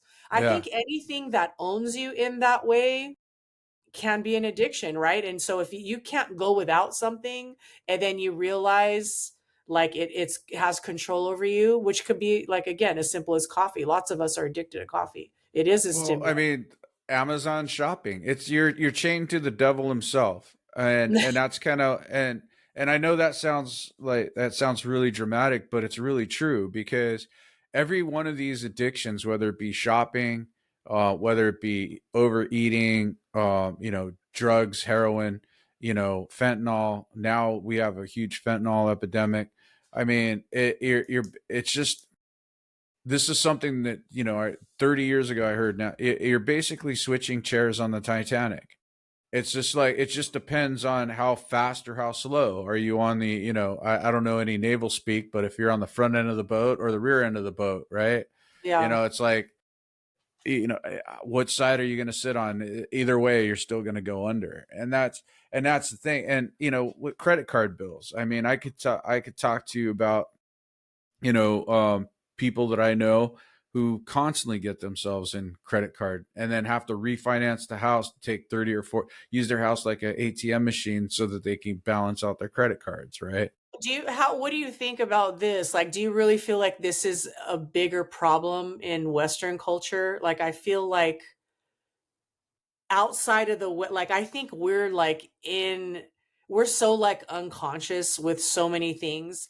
I really don't think a lot of other parts of the world really probably have the luxury of that. But I Well, think I don't know. we're It's just like a culture of excess. Like now, everything is an well, everything's in excess, and you kind of answered my question, because or your own question, because I mean, if you think of the tribes in Africa that still live in a tribal community, they're still part of society, they're well aware of technology, but they still choose to live in mud huts, right, and small villages and shit like that, and they're happier than you. There was a thing, and I don't want to make this too crazy, but might as well throw it out there. But there was, and I think it was, uh, fuck, what was his name? Walsh. Why the fuck can't I remember his first name? Doesn't matter. Anyways, there's a video out there where he was talking to these people, these African men in the tribe, and they were saying, it's like, yeah, it's like, what's your concept of what if a man dressed up as a woman in your tribe, what would you? And he's like, they didn't even know how to even like understand that concept, right? Because it was so strange to them, right? So it was like, so I found that very interesting, and I can bring it up. I'm sure that's somewhere on YouTube. But the thing is like the problems that we have here in the Western culture, I think, are all self-made. We create our own fucking problems. yeah. Again, just that comparative, it's like we have a small African tribe, who are probably more spiritually connected than any of us here in the Western side, and are living happy, fruitful lives. Yet Yeah. here we are in this land of abundance where we have nothing but, and it's like we're making up problems for ourselves. Yeah, and that I really connect a That lot victimhood, with that, my with the vi- indigenous yeah, culture. I mean, anything that basically in indigenous studies and their culture, it's like you take what you need, and right, anything over that is gluttonous, right? It's like in right, excess. So like I mean, honestly, if you look around your house and then just look at all the stuff you have, like, do we even need half the shit we have, right? And then it's always like, but we want more. And I want to like save this conversation for future podcasts of like, because I've been sitting a lot with this of like the concept of what is enough. right. Like, where is that threshold of contentment and joy, like where is that? Like I really feel like in our culture, I think this is why we're just starving, because it's like this notion of we want more, bigger, better, like it's just, and what it takes to get to that place, right? Because there's a cost involved more than financial. And it's like I think this American dream that we've all been sold on for generations of like killing ourselves, and people think we're insane, like literally travel other parts of the world and they're like, you guys are crazy, like you guys live to work, Yeah, we work to live, you guys have it backward, like we're lucky to right, get a week or two off. We're like, how are we going to do that? People around the world they're taking the whole summer off and they have right, businesses. These are people that have business. I mean, I've talked to people in Italy, Australia, like they think we're insane. And I think they're right. I'll call myself out. Like I can see where I've been having to go through my, like, do I really need that? Like, do I really need this or that? Like, is there a need there, or is it just this wanting, right? This never ending itch of wanting that can is like a hole. And I think that conversation started for me after divorce, because it was just like, okay, I have all the checklist stuff, but clearly if that was the ticket to happiness, I would be ecstatic, right? So, but the why am I so unfulfilled? Because it's clearly it's not about the stuff because I had all this stuff, Right. right? Well, So and it's you like, bring up a great point. That's exactly it. So the thing is, I mean, we don't have, I think from a Western perspective, we don't have purpose. And the thing is where do we find that purpose, right? Well, we're finding it in stuff. We're finding it in football. I run across these guys. Now, I stopped watching football a long time ago. I think it was about the time Kaepernick took the knee. And then everything just regarding the NFL just seemed to get more and more political and more like selling propaganda. And then you start following all the other stuff with basketball, the whole thing that LeBron James is tied up in. I don't know if that's accurate. But the gambling thing that was going on, right? And so it was like, all of this corruption just everywhere. And I pulled away from all of it, and and I started to think, wow, my life is empty. And then the more I started to fill it with the spiritual aspect of it, and coming full circle back to Jesus, um, things started to. And funny thing is even at work, I had this conversation with my boss, and when we were dealing with a certain thing, and it's like, and we had this conversation in regards to, like, I asked him, it's like, well, it's like, how do you deal with it? How do you get satisfaction from all of this nonsense? And he said that he finds his purpose through God. He only mhm, serves one person, and that's God. yeah, Right. and yeah, and I was just like, wow, that's pretty cool. It's like, and I like that answer. I'm just trying to figure out, like, well, how do I do that? Like yeah. at 53. Yeah, I mean, it really is a living embodiment. It's a living relationship. It's the relationship, right? It's the Right. relationship. Everything else is underneath that. I mean, that's how I see things. But yeah, I mean I think because of that divine experience that I had in my closet, and what happened. There's no question in my mind, right? Before that, it's kind of like, God, what the hell actually exists, right? Like, are we fucking alone? Are we imagining shit? Is this all a dream? Like, is this bullshit that people smoke blowing up our ass, right? But it's like after having that experience, it's like, wow, like, no, like, we're so loved and guided, like, we could never be alone. I mean, our people are always at like trying to figure out what is their purpose, what is their purpose. Like, your life is your purpose, you being here is your purpose. Like, Right. it's not like this grand gesture. It's like it's not something you search for, it's something you are purpose. Like, you I don't mean, seek well, the outside. thing is, I mean, I see where you're going with that. I'm trying to pull up, because you touched on it, and I'm trying to pull up, and this is what I mean when I said AA was the Bible for Dummies. Our step 11, and all three of the programs, says, sought through prayer meditation to improve our conscious contact with God as we understood Him, praying only for knowledge of His will for us and the power to carry that out. And I think that's kind of the journey that I'm on right now, even after writing the book and all of that, is developing this relationship. However, I have to make the effort. I have to make that conscious effort to make that, because God's got a whole universe to worry about, right? Yeah, So and so He's going to pay attention. And I think even Scripture says, and I think it was the Book of Revelations. Again, don't quote me, but He says, you know, it's like when you come to the pearly gates. And I'm paraphrasing, again, we're gonna have the Bible thumpers all over us, dude. They're gonna be like, "What the fuck?" What the But he said, I'm paraphrasing. So essentially, he says, you're gonna come to the pearly gates, and he says, "Well, Lord, it's like, aren't you gonna let me in?" And he's like, and he's gonna be like, "Dude, I never knew you. You never made the effort to get a hold of me, right?"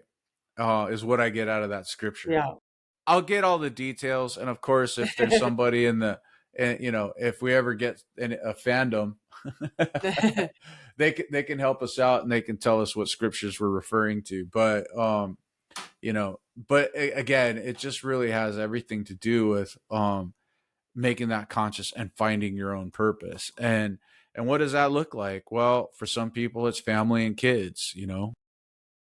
Yeah, yeah. It just It doesn't. I think we miss the boat on the simplicity of that, right? Like we think it There's has so to many be things this to make it large, grand complicated. scale or center stage of something, but it's this. It's the simplicity. I'm actually in an emotional intelligence class right now, and we're talking a lot about like joy and interest and creativity and all of that, and it's like even enjoy, like even I was totally oblivious to what joy actually was. I thought it was like this ecstatic state, right? You think it's like ecstasy, joy, right? But it's Uh-huh. actually not. It's actually joy. They describe it as this, like that contentment after orgasm. So after orgasm, where you're in this place It's where gonna like be that kind of a it's show. that kind of show because we already went there. But think about it. After orgasm, this contentment of like there is no you met your needs. Like there's nothing you need in that moment. Like in that moment, you're good.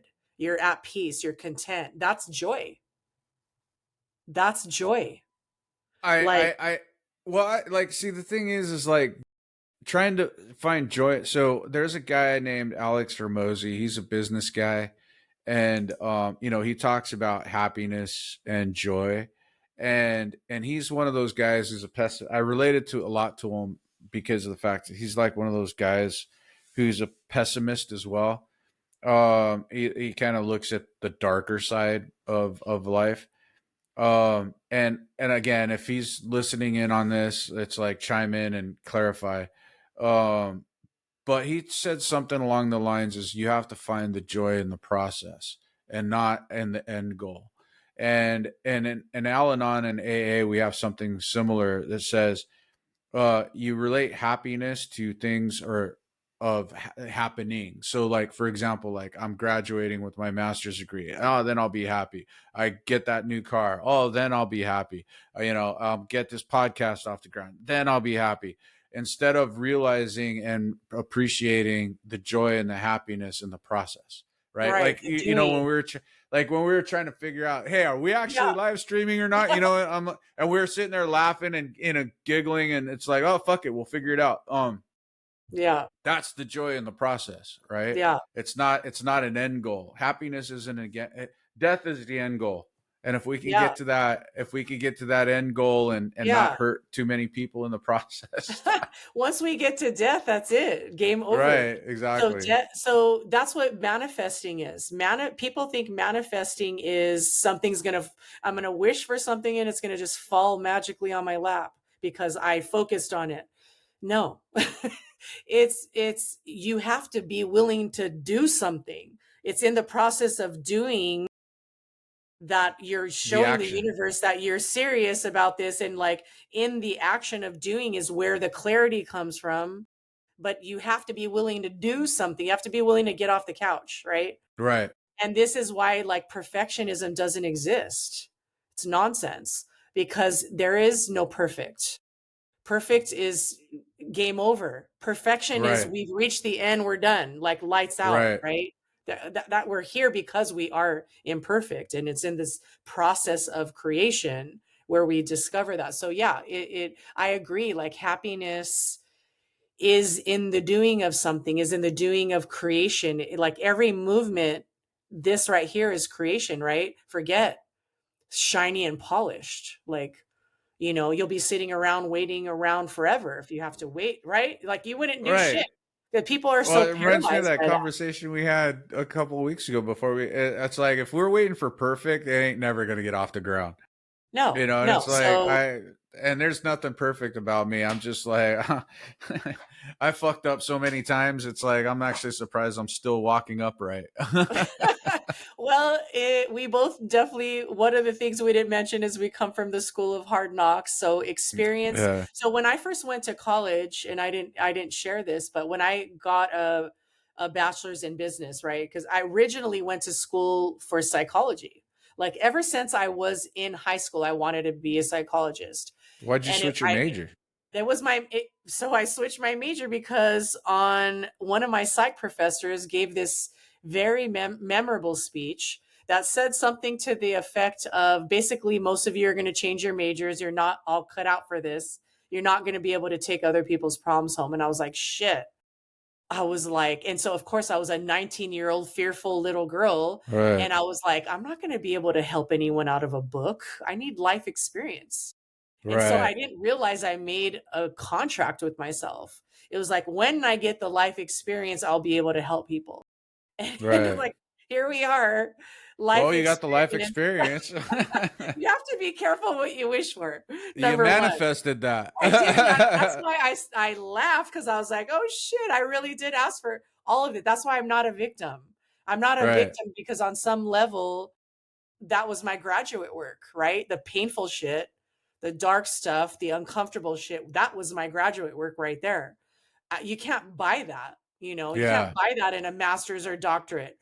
And so it's like, okay, yeah, I went through a lot of shit, and now I've kind of we become the roadmap for somebody else that maybe is going through that. And we kind of came out the other side of that, and now we I have don't some know if you tools. realize this, but there was a lot of wisdom in what you just said. And this is, and if there's a lesson that any of these kids in college can take, because there's a lot of kids right now, they're racking up their bills, right? And they're going straight from their bachelor's degree right into their master's program with no experience. And it's really funny that you said what you said, because you gained your life experience and now you're going into your master's program in psychology and getting that. I'll give you an example. What happened just not too long ago, back in 2019. I graduated with my master's in cybersecurity operations and leadership. And a big part of that was obviously understanding the business of cybersecurity. Now, I'd already had 30 years of experience, almost, 25 years of experience in IT in general. So, cybersecurity, if you've been in it that long, you know the best ways of hardening your systems and, putting in security and, layered approach and, and all of that other cool, fancy shit that IT guys like to fucking blow smoke up everybody's asses with, right? So, anyway, I'm in my master's program, and we got these kids that are coming in, just brand new, right from their bachelor's degree into this program, and not understanding the concepts in which that they're being talked about. And I found myself like walking a lot of these students, a lot of my cohorts through the process and trying to get them, from point A to point B. Now, don't get me wrong, there's some gifted ones that were just like boom, right? But there were some ones that were really super struggling, and I'm just like, man, it's like you don't go from a bachelor's degree, in computing and right into a master's program without having some understanding of Yeah. concepts of how this stuff all ties together. Yeah. you know for me, I ended up graduating with the 3.82. I wasn't looking for perfection, but I was also a working professional too. Yeah. I wasn't looking for a 4.0. But for me, like, I went through my master's program, I just sailed through it and had Mm, enough time to help others, which was a great experience. But what the point that I'm getting at is that it's like you don't go from a bachelor's degree to a master's degree unless you're super gifted or have some sort of, insight, like eidetic memory or something to that effect, right? It's yeah. like you don't do that. It's like the whole point of your master's program is for you to tie up that professionalism.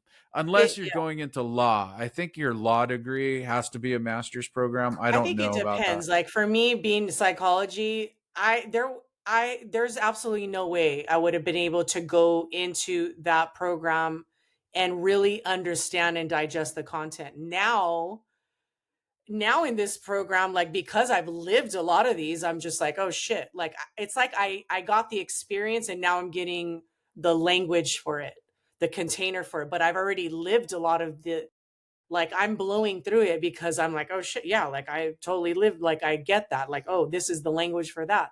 So it's almost like I got the experience first and now I'm kind of reverse engineering it But I would not have been able to digest it at all if I went straight after back then. There's just no way. It Yeah, you there's couldn't have wrapped your head around it. no, No. because we're talking about relational concepts. And mind you, I was living a very unconscious life, right? Disconnected, unfulfilled relationship. And like, I just don't think I would have been able to be real and honest. And, Yeah, I just going wasn't through the honest to process. myself. Yeah. Yeah. Like how I just think, and this is where I feel like if you're going to be a coach or a counselor, like you really need to have embodied some of this stuff. Like you really need to have lived some of this stuff. Like, would I want to go to a priest to talk about my divorce and get help? I wouldn't. Probably not. I mean, Or about you're not. I alcoholism. mean, there. I Like, mean, it's like I don't want. I mean, now there is a step in AA, for example, that we have to take a complete inventory, and that's how my book started, right? And then at some point in time, you go onto your and you say, admit it to God and to another human being, the exact nature. The first word in that is admit it to God, right? The fourth step is courage in facing your fears, and then your fifth step is integrity, right? And that's the whole thing about, you have to develop a relationship with the old man upstairs. yes, I mean, absolutely. Like we're spirit for sure. spiritual human Yeah. beings. We Yeah. have to have a concept. I don't It care if you're so an in atheist or agnostic or no, whatever. It's absolutely. like, In you can't do it on your own. that divine experience that I had the day after my dark night of the soul, I got a roadmap, and what I call it 5 seeds of harmony, which is, for anyone who knows about alchemy or spirituality, I didn't realize what it was, but then it took me years to like process what the hell that was all about, what I was shown. And one of these seeds, what I call seeds, is spirit. So basically this roadmap that I was given was, or shown was, how to get back into harmony with myself, right? I was so out of freaking alignment. And it was just like the 5 seeds. And when you kind of work through this, you will be realigned within yourself. It's almost like a tuning fork, right? A connection. And two of the seeds is spirit, like reconnecting with God's spirit. You are that. Yeah.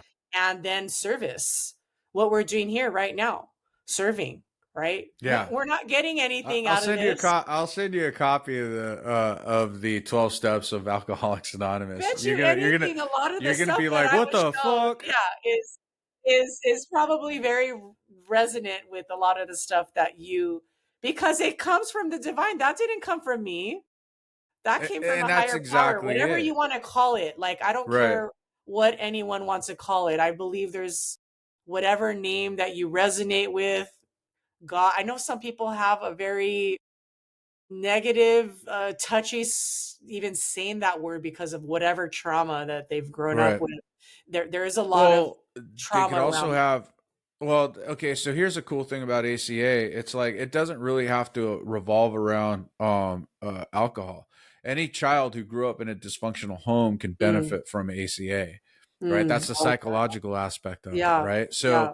So, and in the ACA, in the Red Book of ACA, it talks about an overzealous religious mother Mm, or wow. religious home, right? I So, can I can think it's of a like, few people of those. Yeah.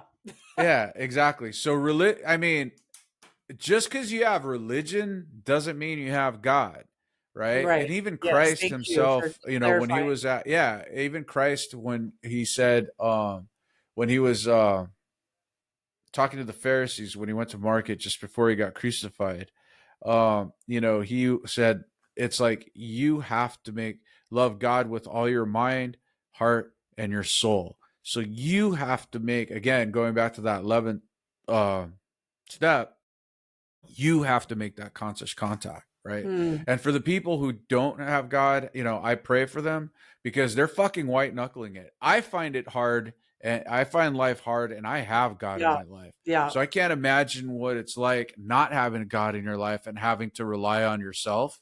Yeah. Man is not an island, and I know that I isolate a lot in my life. But I'm fucking constantly praying. Yeah. Always. Yeah. I mean, we are not meant to be doing this alone like that. That's why people are so lonely. You know, there's a difference between being alone and being lonely. There's a big difference. So it's we weren't not meant to do that. We were meant to be in tribe, in community, in ceremony with each other, you know, Right. helping each other. But it definitely Western culture has separated from a lot of that. And people are trying to find where they fit in, right? Some people don't fit in their family. They don't fit in different communities, or even they maybe have communities, but they, you know, a lot of times some communities are like all they have to look all like this. And if you don't fit in all that, then you don't Yeah. belong there. And it's like, where do I fit in? It I mean, I feel for a lot of people. I really do, because there's not a lot of people that are connected with family, right? Or it's just not healthy. And so, yeah, I mean, I definitely think that'll be something that we talk on. I actually went through a huge process right before COVID hit, all about community. I had an experience and it really touched my heart, of somebody was sharing their personal story, and it just like broke me wide open. I was like, wow, like there's so many people that feel so alone, and it's heartbreaking. It really is. And I get it, because that was me during my divorce, right? And you and I Yeah. talked about this, like going through depression and feeling like I could have been surrounded by 100 people and just a ghost, right? And like nobody saw me. And so That's the I understand that. It's a really shitty place to be in.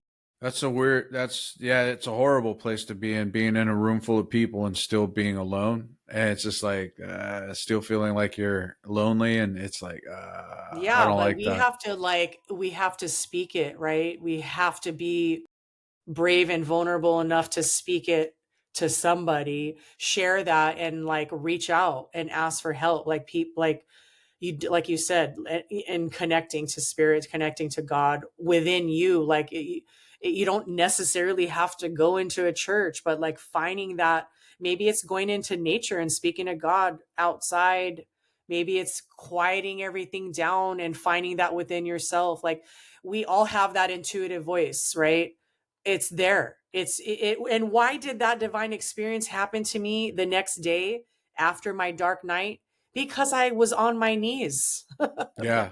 Oh begging, yeah. right? Like in the eye of the storm, right? In the eye of the storm, it literally in the eye of the storm, which is where, but what happened? I removed my ego and I asked for help, right? I'm like, I Well, you need know a what the sign. acronym EGO stands for, right? Did I tell you? There's so many. The one I Well, know is there's a lot of edging them. The God one, out. yeah, that's the one. Yeah, Okay, exactly. yeah, Yeah, yeah, yep, yep, ego and so edging that got out. ego edging got out, and it's funny because I always had a relationship. I thought I did up until that point. I thought I had a relationship, but it clearly, you know, my ego was still very much trying to control the situation. Like you said, that white knuckling is because we think we're in control. Yeah, It's so much easier when you let go and surrender and allow God to work through you. It's there's no resistance when you get into flow in that place. Flow is like allowing God to breathe life through you instead of you carrying the boulder up the mountain, right? Like, right. yeah, I think you and I can offshoot on so many different directions. Well, I mean, I don't know if you were watching me, but I was making all kinds of notes Oh, we have a lot. Oh, there you go. Dang. yeah, I Okay. mean, there was like stuff that I didn't want. Like, I mean, like some of the topics that we could hit on. You know, why is divorce 52%? Right? Yeah. What Yeah. does it mean to seek affection, attention, and affirmation? Mm, Right? We could touch on happiness, yeah. more on happiness, and how to get Yes. there, and how to try to, Yes. Joy. it's like trying to get disinterested third parties involved, especially when you're dealing with other people, or trying to deal with like your own psychology, right? Meaning, and the reason why, reason why I brought that particular up was because of the fact that talking to, like, if you're in a marriage or in a relationship and you talk to your friends or other people, the Bible says, you should keep your family business to yourself. However, it's like, how do you deal with that And the thing is you have to go out and talk to people who don't have an interest in your relation. So you can't talk to your friends, but Mhm. talk Right. to a shrink, go to a Yeah. marriage counselor, Yeah. talk individually before you bring it together, right? And but nobody tells you this shit. You know, it's like for Yeah, that's men, we just really suck it important. up and like we assume everything's all right. For women, Yeah. it's like they like to get into their knitting circles and talk all kinds of shit. And then pretty soon it's Yes, and like, that's not necessarily in a place of neutrality or non-judgment, right, right? And I exactly, have that with my divorce, right? That's why I didn't talk to anyone. right, Because when I came to that conclusion, I wanted that to be very clear within me and not influenced by anybody else.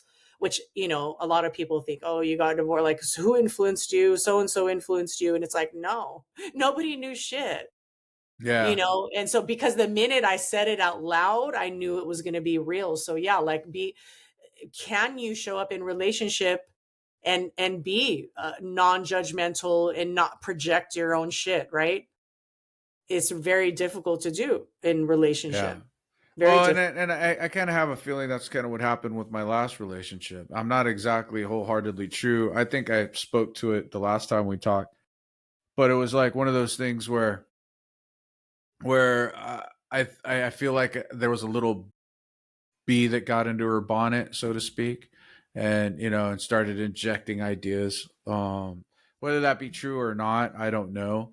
It just seemed very like kind of Influenced. surprising because I thought things were going good, but Yeah. fuck it, I mean, whatever. even if it was, then that's a whole nother issue, right? Like, Right.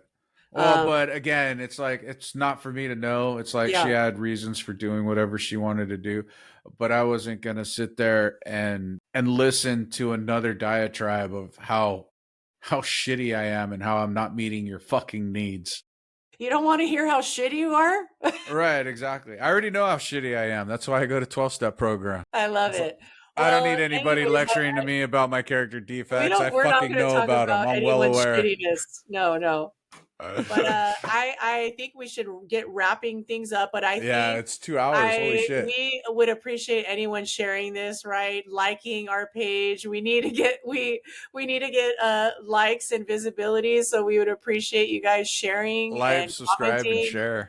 Yes, absolutely. Help us out. Help us keep this going. Help us stay motivated. There's something about people engaging that like really keeps you going, right? Like it's like good fuel for us to keep it going and yeah, get inspired by. And of course, if there's something that you want us to talk about on here, please share it or comment. Yeah, so I don't we're supposed to we're going to kind of talk about how we're going to roll this out, right? I guess we're going to get more clarity on that. Yeah, we got to figure it out. I got to see if this live actually worked. My computer went to sleep, so I didn't see if it looked like it launched. But Well, again, we know it's it's like recording. I almost feel I almost feel like we probably need to get a producer to help with this because this is like because I'm trying to see what's going on over here, and then I'm trying to talk to you, and I'm like, oh my god, it's like I'm Yeah, okay, we're gonna overwhelmed. get it figured out. We're gonna get it We'll figured figure it out. out for Yeah, sure, for yeah. sure. All right, This process is fun because we have to learn also how to do this. So, exactly, which is yeah, cool. So, all right, yeah. well, so we'll All cut right. this short, and then but you stay on, stay tuned. Yeah, yeah, yeah. So All so I'm gonna right. go ahead and end it Thanks, now. everyone. Then, thanks everybody. Like and subscribe and share. Love you, mean it. Love you. Thank you for staying till the end. Please like, subscribe, and share. Only together can we heal ourselves through fellowship and love. Love you, mean it. Vince at Simpin Ain't Easy. Till next time.